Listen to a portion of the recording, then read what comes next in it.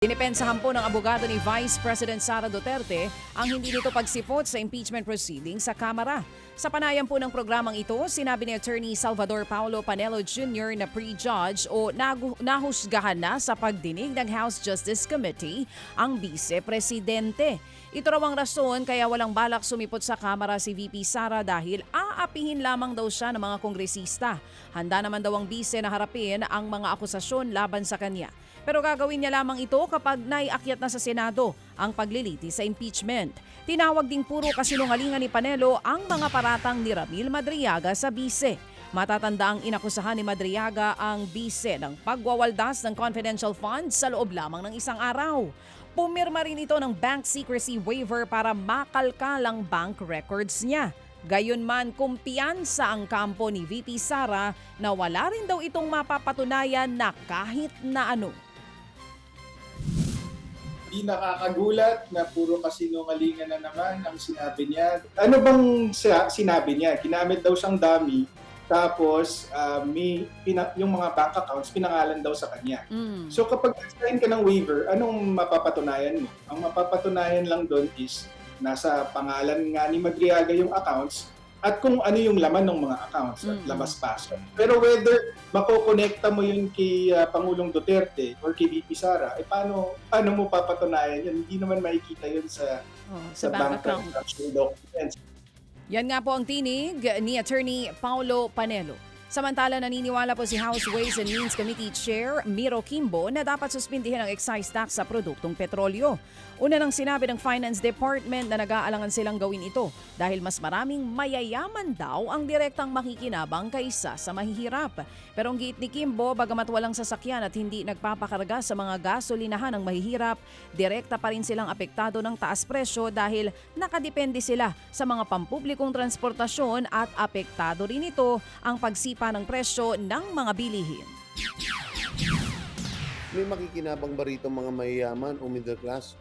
Kapag across the board ay inimpose natin, opo, makikinabang sila. Pero sa pangkalahatan, mas nangangailangan o yung effect kasi ng oil price hike, mas matindi ang epekto sa mga mahihirap kaysa dun sa mga mayayaman. Tama, tinatamaan ng mga mayayaman, pero pagdating sa mahihirap, in terms of erosion o yung kawalan ng kanilang overall na kinikita, ay halos kalahati niyan ay nabubura.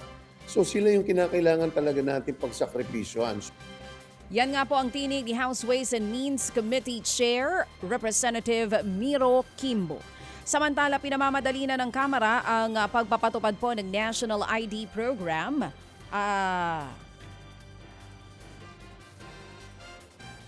Samantala po, sa balitang ito pa rin mga kapatid, hindi pa pala tapos itong kay Miro Kimbo. Oo. Ayan, ayon pa rin po kay Kimbo, humingi na sila ng timeline sa Philippine Statistics Authority kung kailan nga po matatapos ang proyekto. Malaking bagay daw kasi sa pamamahagi ng ayudang National ID dahil mapapadali nito ang pagtukoy sa tamang pagkakakilanlan ng mga benepisyaryo. Ang dami nitong pinagdaanan. Imbis na PSA ang nagsasagawa nito is hindi na nila sa Bangko Sentral. Sa Bangko Sentral, gumawa ng isang financial engineering scheme para hindi na magkaroon ng bidding at nagkaroon din ng maraming problema po doon because of so many reasons. But obviously, ito isang bagay na hindi po tayo nagkulang sa pagbibigay ng budget dito. Pero obviously, hindi po ito na-implement ng tama. So humingi po kami ng specific timeline dyan kung kailan po nila matatapos ito dahil napapanahon na at nakikita natin today na ito ay isa sa pinakamalaking problema dahil sa kawalan ng sistema, nagkakaroon tayo ng problema sa pagdating sa mga ayuda. Yan nga po muli ang tinig ni House Ways and Means Committee Chairman Miro Kimbo. Sa iba pang balita, nagbitiw po sa pwesto si National Security Advisor Eduardo Anyo. Ayon kay Anyo, nagdesisyon siyang bumaba sa pwesto dahil po sa kanyang kalusugan. Nagpasalamat naman siya sa Pangulong Bongbong Marcos Jr. sa tiwalang ibinigay sa kanya para pamunuan ang National Security Council. Taong 2023, nang italaga si Anyo ng Pangulong Marcos Jr.